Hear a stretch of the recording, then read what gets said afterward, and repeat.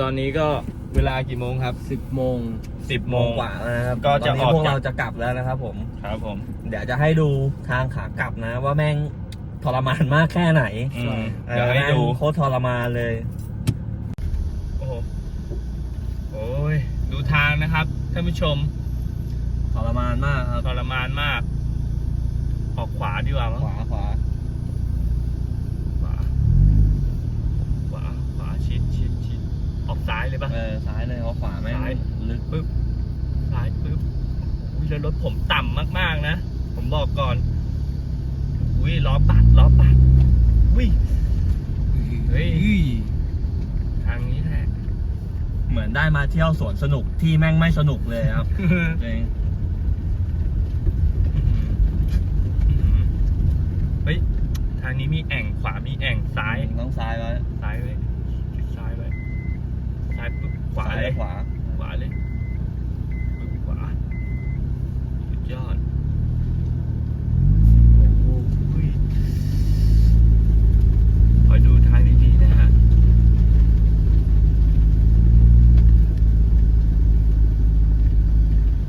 โอ้โหขวาเลย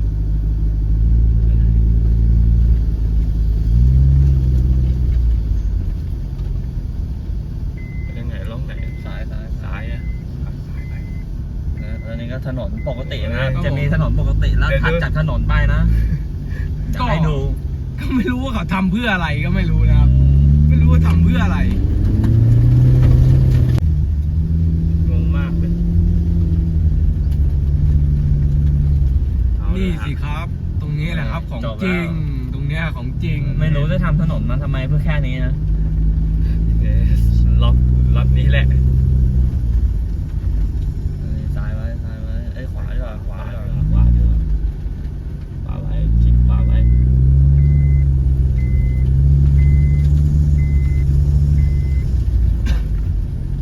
ขวา ปาดสุดเลยแล้วล้ออยู่ ซ้ายแม่งมีแอ่ง อุ๊ยเบียดขวาเดี๋ยววะเบียดขวาแม่งดีกว่าได้อยู่เป็นไงเปอยู่อุ้ยขากลับเปว่ะรู้ร่องรู้เหลี่ยม รู้เรื่องอ่ะ รู้เหลี่ยม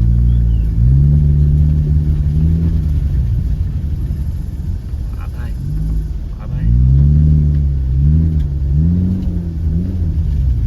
เป็นไงโอ้โหระดับโกพี่น้องขวาไปชิดไปก่อนไม่มีคลื่นครับเฮ้ยตรงนี้สายเลยตรงนี้แอ่งนี้ต้องซ้ายว่ะซ้ายได้ปะวะ หรือว่าจะอยู่กลางไปเลยอ่ะ กลางก็คืนเนี่ยคืนกลางนี่อะลง แม่งลึกเนอะลืมไป ลงแอ่งด้วยดูซ้ายไว้นะดูซ้ายไว้นะได้ปะ ได้ ซ้ายแล้วขวาเลย โอ้โหเป็นไงอย่างเซียนอ่ะ ขนาดรถต่ำนะครับ นี่ทางนี้นี่ขึ้นได้แต่รถกระบะนะ นี่รถผมโหลดต่ำมานะไม่คืนสักอันเลย ใช่ แต่ก็อยากรู้ว่าฟอร์จูเนอร์เมื่อเช้านี้คือแบบว่าเผยเหยียบอย่างเดียว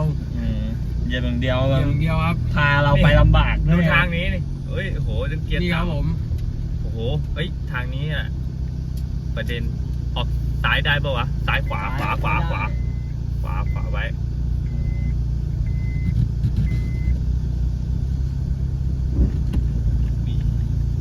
ก่อนขวา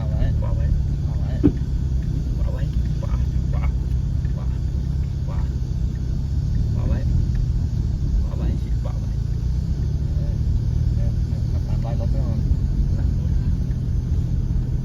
เนี่ยซ้ายเลยข้างหน้ามีอยู่ปะ อยู่ เป็นไงผมว่าชาทีส นะ เบปะ ลองตกซ้ายขวาเกือบหล่นแล้วมึงเนี่ย นี่อย่างนี้นี่เราไปขอลองกับดอมได้เลยใช่ป่ะแบบว่าลองเลยท้าทางนี้เลย ซ้ายดีปะวะซ้ายดีกว่า ซ้ายใช่ไหม ซ้ายโอ้โหแล้วดูทางดิแล้วขึ้นอย่างเงี้ยโอ้โหสุดจริงอ่ะท่านผู้ชมเฮ้ยแต่ทางขวานี่มีหินนะ มีหิน มีหินใช่ไหม ทางซ้ายมีหิน ซ้าย แป๊บหนึ่ง ซ้ายมีหินเราต้องขึ้นขวาโผล่ไปปุ๊บมันจะมีหินทั้งสองฝั่งเลยแต่ว่าฝั่งขวามันจะเยอะกว่าหน่อยตอนแรกเราต้องเข้าซ้ายก่อน เข้าซ้ายแล้วหยุดดูก่อน ละเมงเดินดูล่องให้หน่อยเลยปะใครก็ได้ไปดูล่องดีกว่าเพราะดูจากข้างบนน่ะว่ากูต้องไปทิศซ้ายหรือขวา ทางนี้ยากไม่ดูข้างบนอย่างเดียวนะเพราะจะคืดไปทีเดียวเลยแต่ตอนนี้ก็เชฟก็ไปดูน้ำล่องให้เรานะฮะ ใช้เชฟตุรกีเลยนะครับ ทางนี้อับคัดจริงๆ กูเชื่อแล้วว่าไม่มีคนมาเชฟขึ้นนี่ครับ ขึ้นไปสุดเลยมันจะมีหินอยู่เปล่าข้างบนน่ะ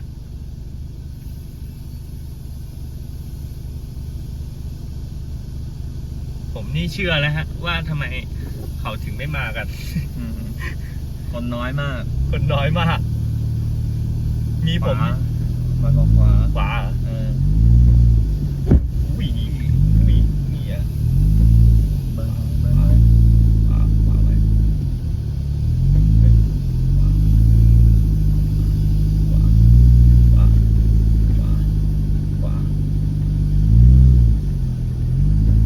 ขวาเหรอขวาเหรอ ขวา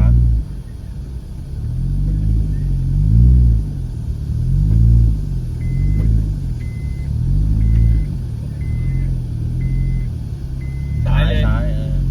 เนี่ยตรงนี้หินเยอะ ตรงนี้แหละที่ผมบอกว่ามันคลื่นมากเลยครับ ข้างหน้า ขวาแล้วซ้ายเลย โอ้โห เนี่ยเดี๋ยวให้ดูนะ หินเยอะมาก แล้วคิดดูผมอะรถแจ๊สคือมาได้ไงก่อน แล้วรถไม่ใช่แจ๊สแบบว่า สูงนะ แจ๊สต่ำจัดเลยอะโหลดต่ำมาด้วยอะงงเลย เฮ้ย อันนี้ว่าต้องสายเนาะแต่ไม่ใช่ตึกคูดที่หนึ่งหรือว่ากลางไปเลยดีกว่า เฮ้ย เดี๋ยวผมขอดูน้ำร่องกันนะ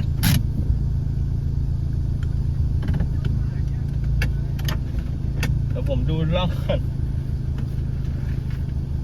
ต้องซ้ายแล้วก็หักขวา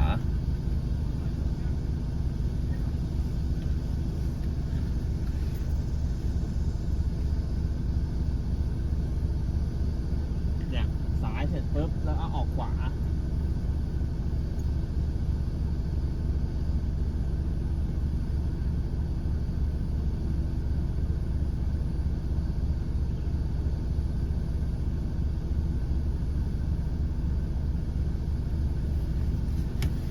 ทางแย่มากนะครับทุกคนหินเยอะมากข้างหน้ามีอีกตรงนี้เสร็จปุ๊บเดี๋ยวไปต่อข้างหน้าอีกกว่าเราจะออกไปได้ นี่ขามานี่คือแบบนานมากนะขามานี่เข้ามาอย่างช้าเลย แต่พอขากลับเราเริ่มรู้เหลี่ยมแล้วงานมันเลยแบบไวหน่อย แต่ว่าตรงนี้ก็ต้องมาติดอยู่ดีนะครับ ไม่ใช่ละมิงดูก่อน ใช่ อยู่ตรงเนี้ยคอยดูก่อนแบบนึงเขาปรับที่ก่อนโอ้ยยากจัดเลยว่ะ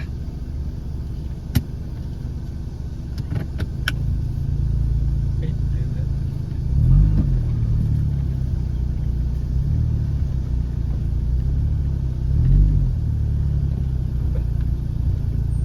รอดป่ะ รอดปะหักไหนต่อฝั่งนี้เหรอ่ะอุ้ยกลับซ้ายไม่ได้อุ้ยยากจัดแต่ทางเนี้ย อันนี้แล้วตรงกลางไปเลยแล้วเดี๋ยวค่อยต้องไปคิดตรงนู้นอีกขวาได้ไหมน้อง ป่ะ เนี่ยเราซ้ายตรงนี้ก่อนแล้วก็ขวาได้ ถ้าเกิดซ้ายเราจะมาติดหินนี้ แต่ขวามันก็จะไปได้จะเรียบไปหน่อยเอ้ยมอไซค์มาไอ้เมฆ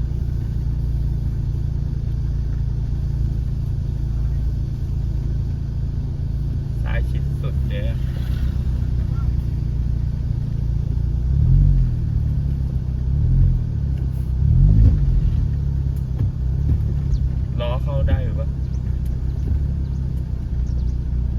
มาข้างบนแล้ว ผมพยายามให้มันขึ้นข้างบนอยู่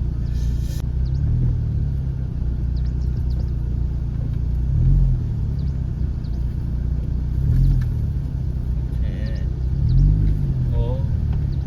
โหยังยากต้องมีขึ้นปะวะ ขวาลูดได้วะแม่ขวาลูดได้ปะ ขวาเลยเหรอ ได้ จัดให้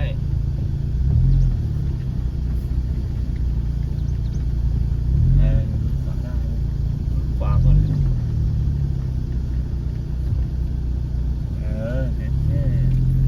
โอ้ยเราออกมาข้างหน้าแล้วแป๊บเดียว ใช่เหรอ เนี่ยข้างหน้าเนี่ย โอ้ โอ้ มา ร้อยนะ เรียบร้อยครับ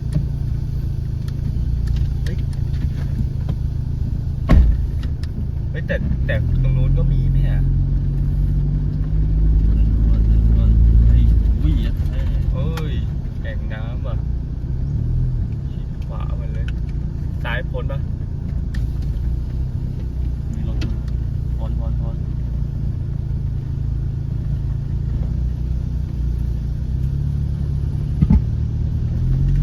อุ้ยเนี่ยโคตรเกลียดโอ้ย ขวา โอ้ ต้องขวาไว้ซ้ายไม่ได้ ขวาไว้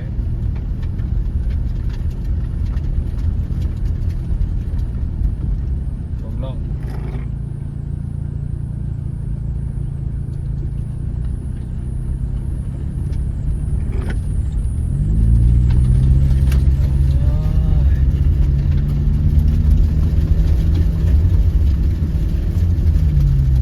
ขวา ขวาไว้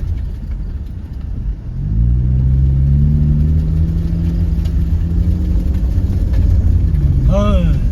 เอ้ย ขวา ถึงแล้วเว้ยนี่ก็ทางออกแล้วเนี่ยสุดยอด น่าดูมอไซค์ ขับชิวเลย มอเตอร์ไซค์ขับชิวเลย อ๋อมาถึงแล้ว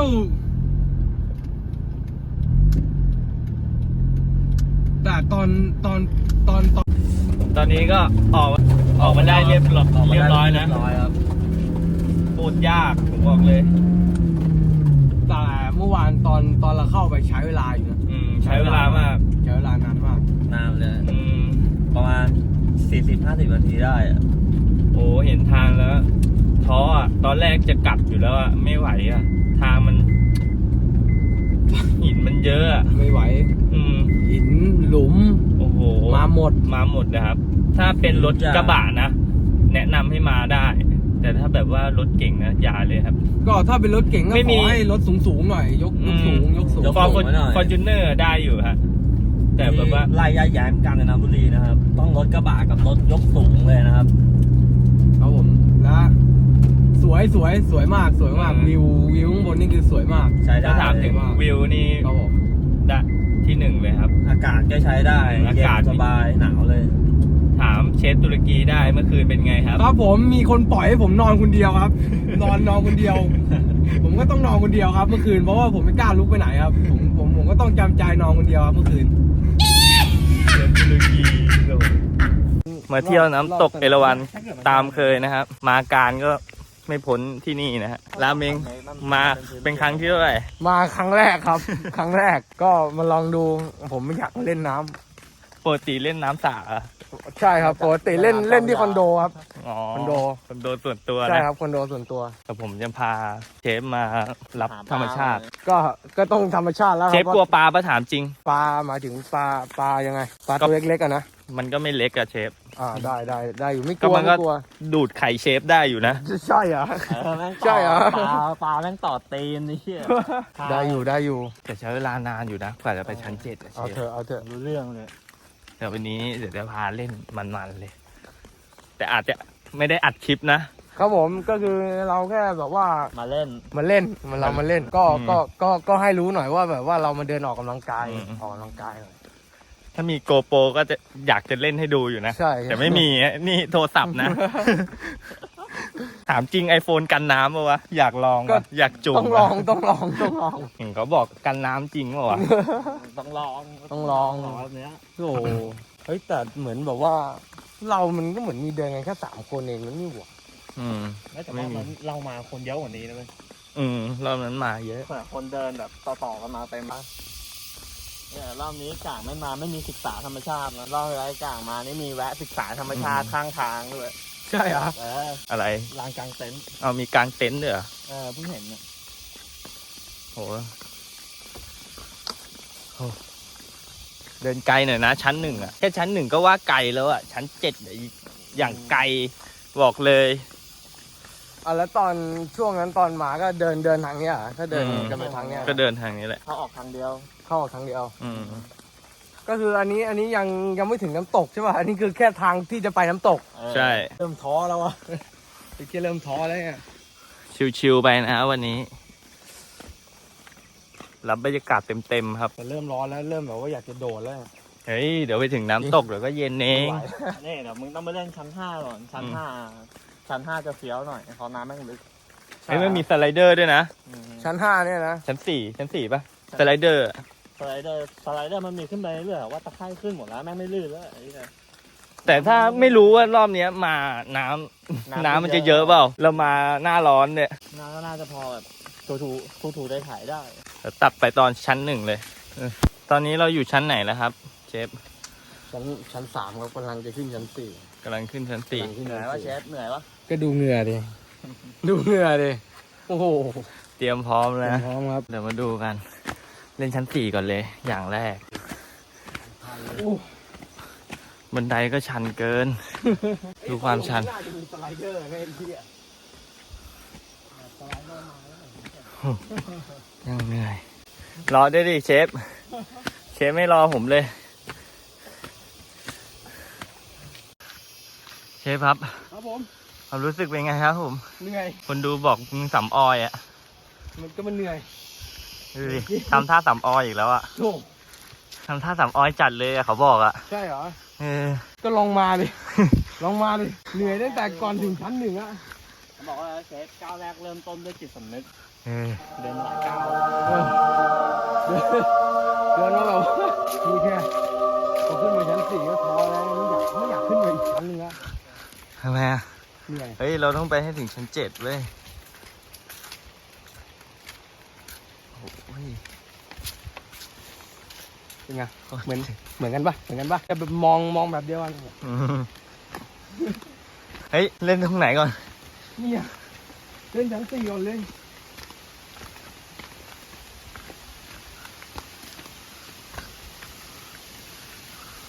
ไกลเหลือเกินจนเปียกหมดแล้วเนี่ย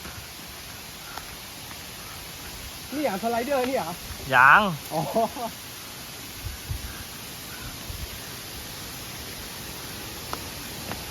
ก็จะบอกให้นะก็มาที่เนี่ยนะมันก็สวยอยู่หรอกแต่พอกับที่ผมไปถ่ายมันเลยรอบแรกอะเหมือนกันไม่เหมือนกันเลย แต่อันนั้นเราแบบว่าเรานั่งรถไงนี่แม่งเดิน อืม เนี่ยดูดินี่เดินมาตั้งไกลอะแม่งยังไม่ถึงเลยเนี่ยใช่นี่ยังไม่ถึงชั้น4เลยเนี่ยไปคิดดูดีกว่าจะถึงชั้น4เนี่ยดูตัวผมยังไม่ทันได้ลงน้ำเลยเปียกหมดแล้ว เขาบอกว่าเชฟอะสำออยแกล้งทำเป็นเหนื่อย ก็ถ้าใครอยากสัมผัสนะมา สัมผัสอะไรธรรมชาติ ใช่สัมผัสธรรมชาติถึงแล้วครับ ตอนนี้เขาบอกว่าถึงแล้ว ถึงอะไร อันนี้มันชั้น ก็เราต้องเล่นชั้น4ก่อน 4 ไม่ไหวแล้วเหรอ ไม่ เชฟ ไหวแล้วไม่ไหวแล้วไม่งั้น เช เดี๋ย ฟ วหล่น เปิดศึกก่อนเลยนะ มีคนด้วยแหละ ใช่ คนด้วย หาที่วางของก่อน ใช่เราต้อง หาเซฟโซน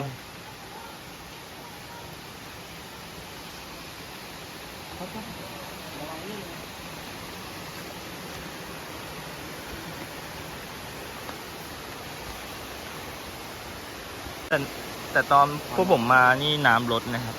ปกติน้ำขึ้นสูงขนาดตรงนี้เลยนะ นี่คือน้ำรถ ใช่น้ำลด น้ำรถ พร้อมยังครับเชฟ พร้อมแล้วครับ อยากเลย ผมพร้อมที่จะลงแล้วเพราะว่ามันร้อนมันไม่ไหวแล้ว เลยนะ มันร้อนครับ ใส่เลย ไป ถอดรองเท้าด้วย ผมอยากเห็นเชฟลงน้ำอะครับ ไม่ไหวแล้ว นี่ครับเชฟโดดตรงนี้เลยก็ได้ โดดเดี๋ยวขาต้องค่อยๆไต่ เฮ้ยผมไม่ไต่แล้วเชฟมาขนาดนี้แล้ว เชฟ ไต่ขึ้นไปข้างบนแล้วขับซ้ายลงมา เชฟมาขนาดนี้แล้วไม่ไต่แล้ว มันจะดีเปล่าไต่ขึ้นไปข้างบน ดี กูเล่นน้ำ ใช่เหรอ เชฟโถเรามาถึงขนาดนี้แล้ว ไม่เอาฟ้า อะไรอ่ะเชฟอย่ามากลัวดิ ผมจะลงแล้ว เอาดิอะไรอ่ะเชฟอย่าไต่ดิโหเชฟ ผมต้องไต่ผมกลัวหินเดี๋ยวหินกระแทกขาปลาลงไปเลยน้ำโคตรเย็นเลย น้ำเย็นนะ คงไว้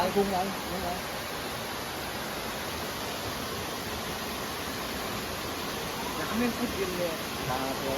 ตัวเลย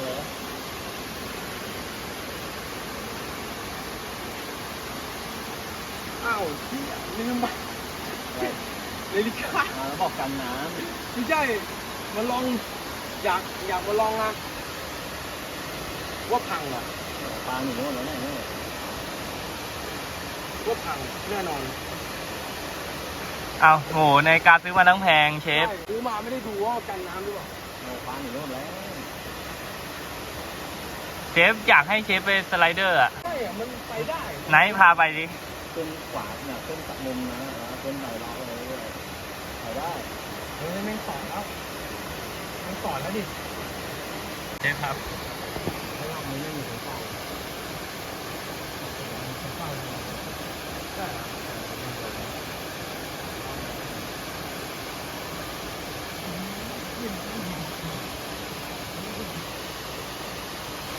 เฮ้ย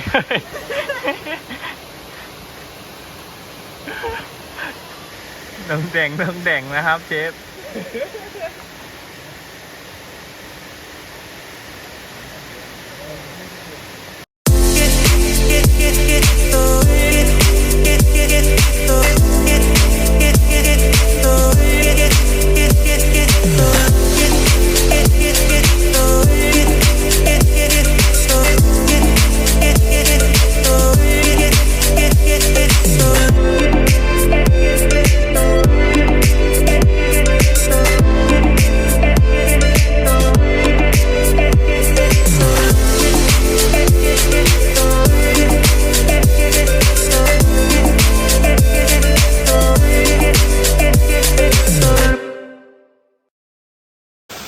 เราฟังเสียงธรรมชาติ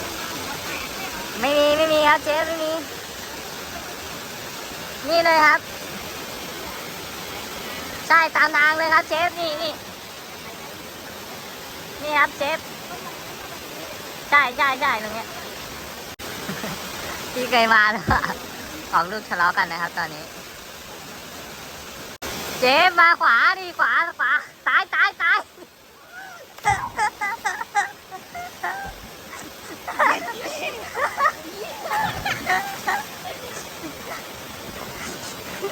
เชฟครับบอกความรู้สึกหน่อยฮะ เป็นไง ใจแม่งหล่นวูบเลยเมื่อกี้นี่เย็ดเจ้เฮ้ยแต่แม่งมันว่ะ มันนะ ได้อยู่ ได้อยู่นะ แต่น้ำไม่ก็เย็นเลย เดี๋ยวขอตัวเล่นก่อนนะ ครับผม ไปราเมงครับ ครับผม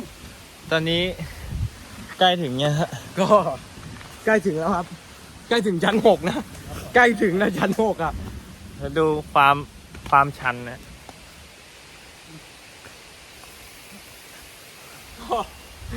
ก็บอกแล้วใครอยากเหนื่อยให้มาที่นี่ครับใครอยากลองเหนื่อยก็ให้มาที่นี่ ใครที่อยากลดหุ่นนี่เชิญมานะ บอกเลย ก็เมื่อกี้ก็ ไม่รู้จะคุยอะไรแต่เมื่อกี้ฝรั่งโคตรเด็ดโคตรเฟี้ยว เจอฝรั่งด้วยเมฆเป็นไงฝรั่งกูบอกแล้ โคว ตรเด็ด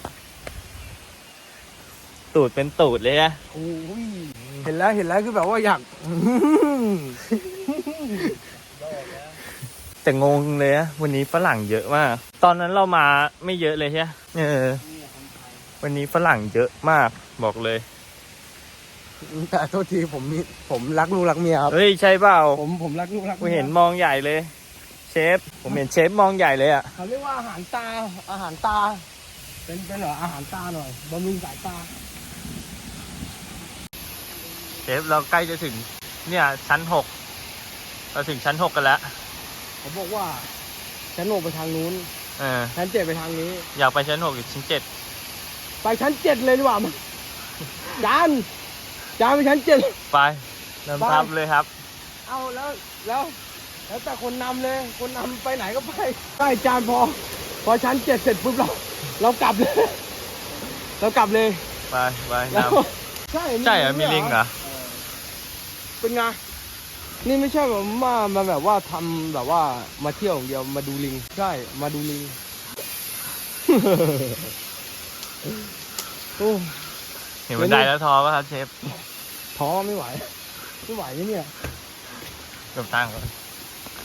ไปก่อนเลยครับ เป็นคนดีนะเรา ใช่ครับเห็นเราอย่างนี้เรามีน้ำใจนะ อ่า เราคนไทยใช่ป่ะเราก็แบบว่าต้องทำตัวดีบ้าง อ่า ใช่เราต้องทำตัวดีบ้าง ก่อนหน้านี้อะ ก่อนหน้านี้ก็ดีแหละครับดีมาก ดีมากเลย ดี อะ มากเลยครับ ดีมาก ครับผมแต่มันก็ถือว่าเริ่มเหนื่อยแล้วก็หิวแล้วเหนื่อย รอบนี้ทำอะไรกินครับ ก็ต้องรอกลับกรุงเทพแล้วครับ แล้วค่อยไปกินครับ รอบนี้จะต้องแบบว่าต้องเข้าเซเว่นแล้วล่ะเล่นน้ำหน่อย ใช่เหรอ นี่ไปดูลิงเล่นน้ำหน่อยไปดู ตัวนั่งเล่นน้ำอยู่ นะ นี่ไง อ๋อดูไงว่ายน้ำ เฮ้ย ลิงว่ายน้ำฮะ นั่งโดดเลย ใช่เหรอ นี่ไง เฮ้ยขอดูหน่อยเฮ้ยโคตรน่ารักเลยว่ะ เวลาลิงเล่นมันน่ารักนะเหมือนคนเลยว่ะ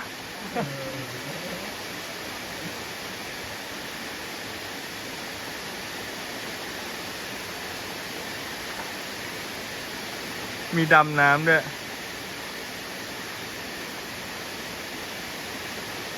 ถ้าเดินไปไม่ยังหนี มันมี2 อย่างอะไม่หนีมันก็วิ่งเข้ามา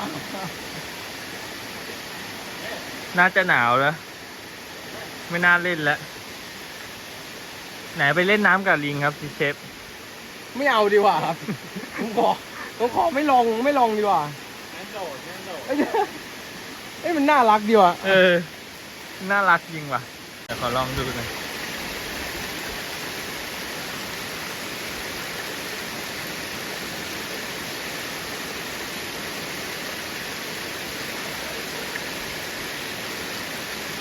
เหมือนคนเลยว่ะเหมือนมันจะมาเลยว่ะ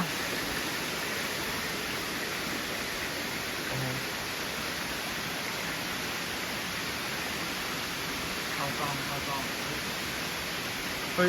น่าแม่เริ่มเชฟหายไปไหนนะเชฟมาอยู่นี่นี่เชฟฮะ ไปดีกว่าเชื่อดิแม่งเริ่มไม่ดีแล้วจริง การจริงแม่งเริ่มไม่ดีแล้วเริ่มไม่ดีแล้ว มันเดินมาเล่นกับเรา ไม่เคยดีกว่าที่ต้องไปฆ่าเนี่ยสามแปดเคยดูเนี่ยสามแปดไม่ใช่นี่ถ้ามันเอาโทรศัพท์เราไปนี่เรียบร้อยเลยนะเรียบร้อยเลย ลื่นเฮ้ยมาว่ะ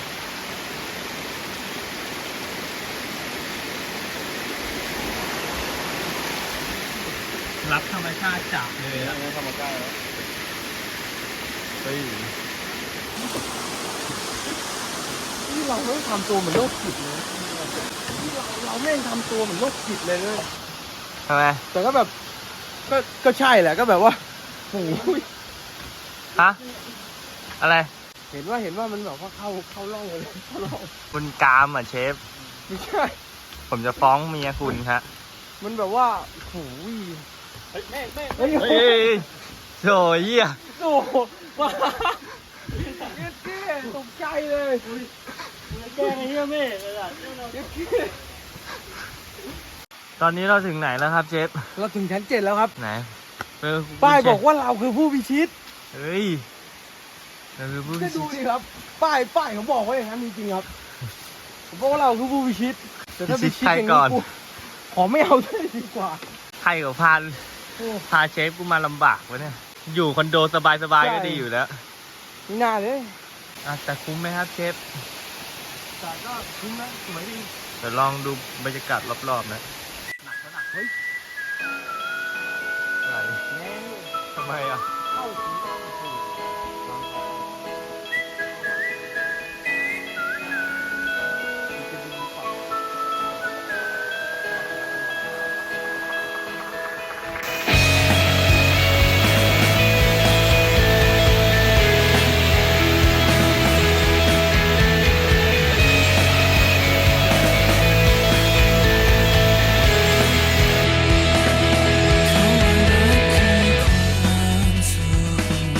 ที่จากไปพร้อมกันเวลาเขาว่ารักคือสายลมผ่านอาจไม่มีจุดหมายเขาว่ารักเพียงเสียงทางกันจะจดจำได้จนวันตายยังไม่รู้พรุ่งนี้เป็นไงแค่ได้รักก็พอ อยากหยุดการเวลาใช้ทุกวินาทีกับเธอ อาจจะนานแสนนานหรือเท่านี้ที่มีด้วยกัน สิ่งเดียวที่สำคัญ